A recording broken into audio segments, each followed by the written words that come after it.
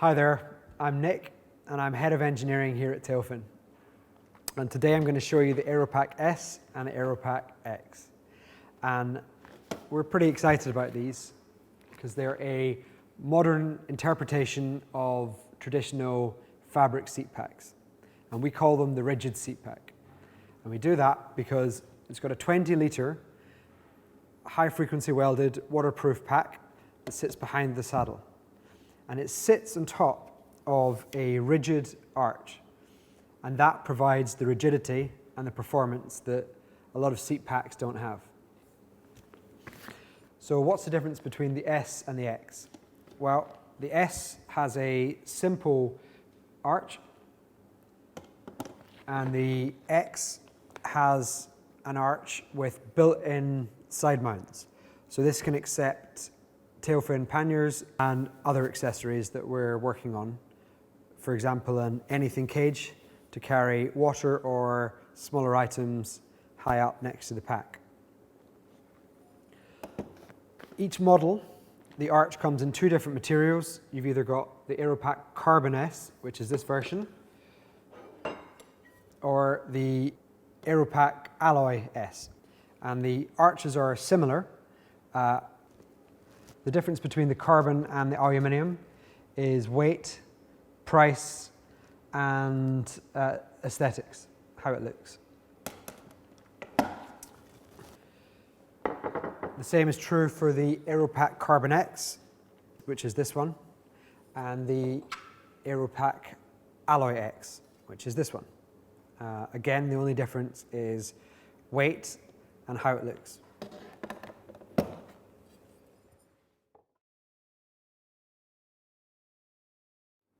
Okay, I've now attached the AeroPack Carbon S to a road bike, and I'll show you how to do that in a little bit. But first I just want to show you some of the features and benefits of it, and then I'll also show you how to assemble it after receiving it in the post. So one of the main benefits about having a pack that's supported by an arch is that it means you can have a wide-mouthed roll top opening. So I'm just going to show you what that looks like. So I'm undoing the stacking straps, then I'm going to undo the rear clip and the front clip, and then I'm going to unroll it. And you can see here, I've got this enormous opening that now allows me to see what's in my bag easily and pack it depending on what I'm carrying. And I'm doing it here on the flat, but you can actually do it on the back of the bike as well, which makes it easier to get stuff out quickly. So on both sides of the pack, there are zips, but they do different things. So on the right-hand side of the pack, there is a stash pocket. And this is good for food and snacks and cash and credit cards. On the other side, this is quite an exciting pocket as far as pockets go. Well, we have what we call the direct access pocket. And this is actually a pocket that goes straight in to the main area of the bag. So you can access your gear without having to unroll the top. Because one of the best things about roll tops in general is that it allows you to size your pack to what you're carrying.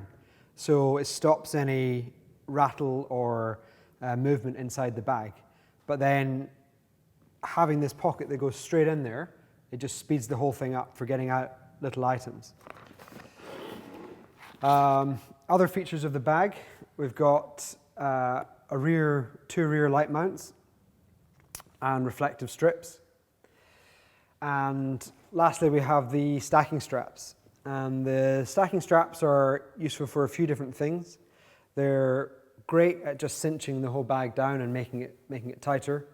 And then the other benefit is that you can put lighter stuff on top. For example, a roll mat or your jacket or other slightly bulkier items. So in terms of how the AeroPack attaches to the bike, it attaches at 3 different points. There's one connection around the seat post, and then there's 2 connections either side of the hub. And the way that the hub connection connects is you remove the axle that came with your bike, and you drop in either a Tailfin quick release skewer or through axle. More modern bikes tend to use through axles, and slightly older bikes tend to have quick release axles.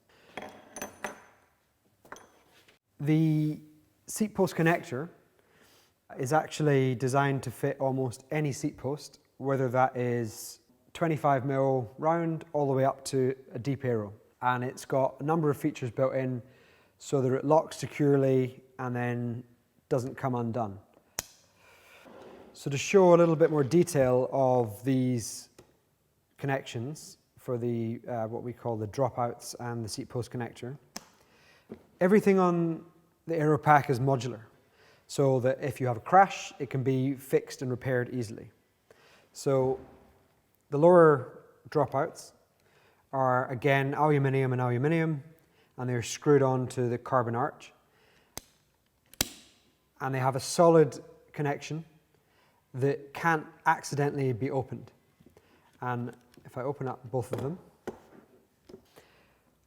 this is the Tailfin axle. So I'm just going to show you what it looks like when this is on without it being on the bike. So each side wraps around the axle, and it makes a satisfying click when you get it on, like that.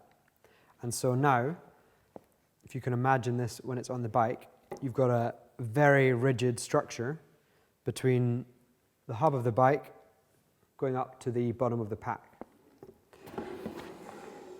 The seat post connector, it uses a similar type of over-center mechanism as in something like a ski boot, for example. So the seat post connector is made up of a few different parts. You've got the central body, which is aluminium. You've got the lever, which is also aluminium. You've got the catch here to stop it accidentally opening. And then you've got the strap, which is made of polyurethane with a stainless steel inner. And then you've got a rubber boot at the back to support the back of your saddle. And this wraps around your saddle like that, over center, locks and latches. So now it can't open unless you press and release, and then it opens. And together, these three connections form an extremely stable triangle or tripod. So we've taken our experience from the last few years designing the world's most high-performance racks and panniers, and we've turned our attention to seat packs, and we've put all that energy and innovation to the most advanced seat pack on the market. And it's got some breakthrough features that you can't find anywhere else. And we think you're really going to love it.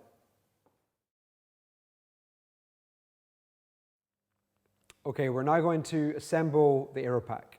And for this example, we're going to assemble the AeroPack Carbon S, but it's the same instructions whichever AeroPack model you have.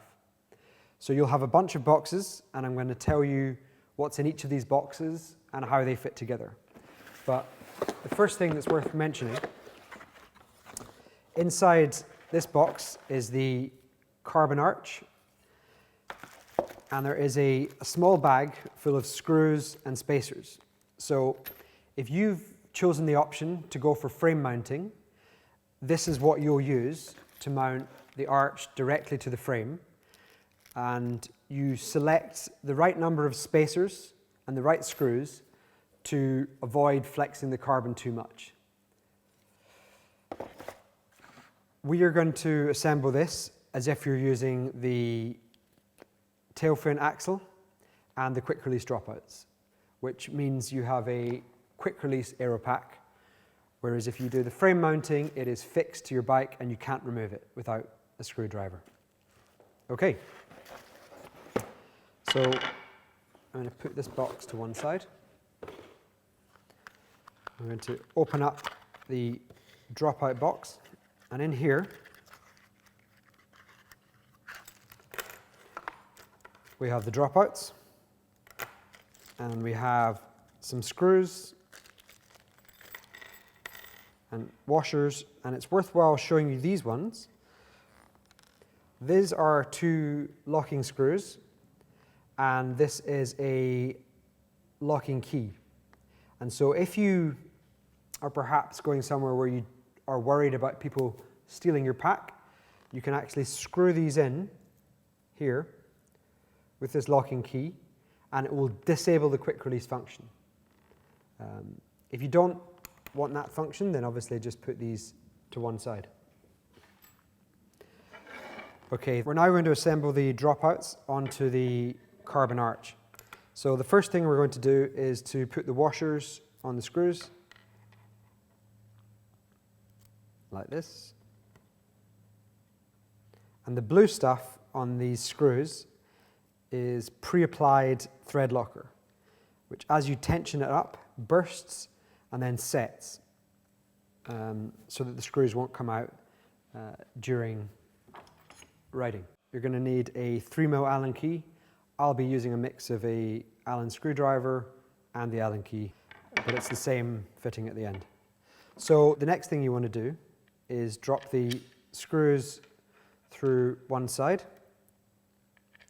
from the inside to the outside. Then we need to figure out the orientation. So open up the dropout like this, and it can either be installed like this or like this. And there is a correct way and there is a wrong way. If you take the slope at the top of the carbon arch and you line that up horizontally, and you take your open dropout, the open leg, the open latch here wants to face forward, and that is the orientation you're going to want on both sides. With the alloy arch, it is symmetric.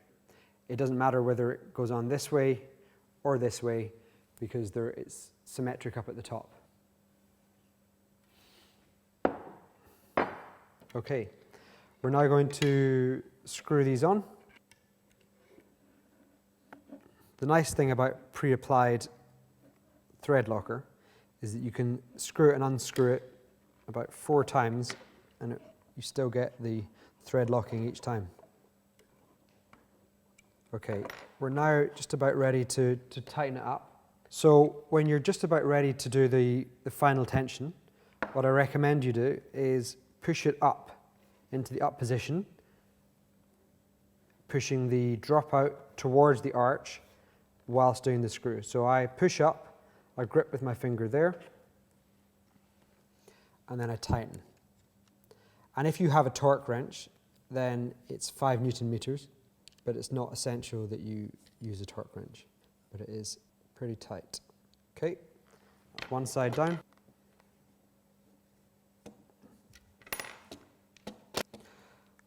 Again, I am pushing up whilst doing the final tension on these screws. And you may find a bit of the Loctite, pre-applied Loctite, comes off. You can just brush that away. Once you've assembled the dropouts, you can check the spacing by taking a through axle and dropping it on there, and it should fit nicely, like this. Okay, we're ready for the next step. So take the middle-sized box and open that up. And in here you've got a few things. This is your extra long strap, which can be installed if you have a deep or aero seat post. We don't, so I'm going to put that to one side.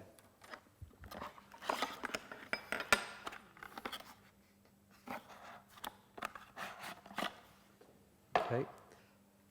This part is the seat post connector and the nose, and we'll put that on later. You'll be able to buy an extra long version of the nose to space the pack away from the saddle if you've got a smaller frame or certain types of mountain bikes. This is the rear connector, and inside this little bag are the screws and the other half of the rear connector. So we are going to open this up. Okay. And we're going to take the smaller half of the rear connector and we're going to put that on here first. So you present this up to the pivot at the top of the arch and you gradually work it on. And it should be quite a nice, stiff connection. Between all of our aluminium connections, we have nylon or aceto bushings. In this one, it's a nylon bushing. So you present that up until it's there, and that shouldn't go anywhere. And then you take the other half, and then you do the same. You work it on like this, and then you now have them spaced like two hands of a clock. So we're going to bring them up together, and to do that, we move it round, lift it up like that, and then pressing them together, you then push that down and it should just clip. And these aluminium components are now keyed together, and to secure that keying, we take one of the countersink screws, and they're all the same. We've got 1, 2, 3, 4, 5 M5 by 10 countersunk screws, and we're going to just drop this in and screw it up. Again, there is pre-applied thread locker, which makes it for quite a stiff screwing action all the way up. But again, the final tension should be done to about 5 Newton meters if you have a torque wrench. Okay, you now have the arch and rear connector ready to assemble onto the bag. I'm going to take off the axle that I put on here earlier because it's not necessary. Okay. Next, we're going to pull out the bag. So this is the AeroPack bag skin and internal aluminium chassis. And it's up to you at this point whether you want to save weight or not. So depending on whether or not you will be carrying things like aluminium or metal camping gear, we designed in some rubber parts to stop any chatter. So if you put your hands in, I'm going to show you them out here. It's difficult to photograph whilst they're inside the bag. But these are made of rubber and they cover the chassis. And it means if you've got any metal parts in the bag, if they're jangling around, you might hear a clink without these on. I generally keep these out because I like to save weight. So I'm actually going to put them to one side. Okay, the next step, we're going to take the lower arch and rear connector and we're going to install it onto the bag. So take the pack, lay it flat, and the correct way to fit this is to open up the latch, and we want the latch with it facing the table, like that. So take the rear connector and you should be able to line up the two holes at the back of the pack. And I'm going to take one screw and drop that in. When you screw this in, the main thing is to line up the holes and keep the screw perpendicular with the hole. So I recommend you do a few turns on one screw and then move to the other screw and then do a few turns on that one.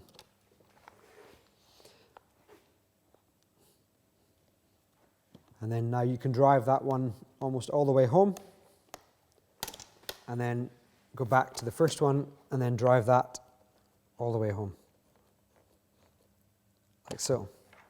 And then again, if you want to use a torque meter, you can tension it to 5 Newton meters. Go. Okay. That is the arch now firmly attached to the bag. The last part in this process is to attach the seat post connector to the front of the pack. So again, 2 holes, 2 screws. So screw in, line it up, and when you put this in, there's a strap, the front strap. This wants to go on the underside of the seat post connector.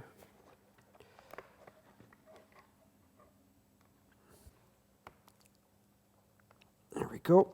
Again, just a few turns, and then get the other screw, and then line that up. And you can drive this one all the way home. And then tension again up to 5 Newton meters. Okay, that should be your AeroPack assembled. The stacking straps, they are optional and can be removed. Then they can be removed by threading them back through these slots. The 2 screws at the rear of the pack, it's worthwhile checking that they're tightened up. To do that, just check and see if the nylon washer is spinning. If it spins, then all you need to do is do a couple of turns until it stops spinning. Once you've got the seat post connector firmly attached, there's only a couple more things to do. The last point to assemble is with the stacking straps, and these parts here, these stop these from sliding too easily when you're tensioning the straps up. So what I recommend you do is you pull the straps through so that the female end is about 50 mil from the edge here, and then you take the part like this and you thread one side through here like this. It's a little bit tricky, but there's a knack to it, but I'm sure you'll get it. And then the other side here, like this, and then now it'll look like that once it's on correctly. And that means when you're tensioning this, it won't just slip through. So it just makes your life that little bit easier. It's optional, but we've just found from our initial customer testing that it was a useful addition. So I'll just install the rear one here like this as well. There we go, and that's now that assembled. And if this is moved to the wrong position, then you can still adjust it just by pulling like that. Okay, you've now got your AeroPack Carbon S ready to go, ready for any adventure. This is what it will look like when it's fully packed. It's worthwhile noting at this point that when you do pack it, it's like any frame bag. You want to put smaller items up front, larger, heavier items behind, so that it fits in nicely behind the saddle. We're very excited for you guys to have this and to get this into your hands. We can't wait to see what races, expeditions, and adventures you have. So be social, please tag us on Instagram and Facebook, and we can't wait to hear from you. So thanks very much for watching. On the other side, this is quite an exciting pocket as far as pockets go.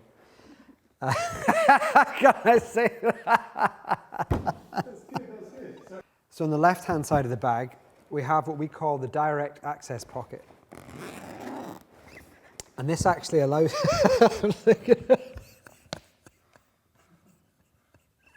I'm so sorry.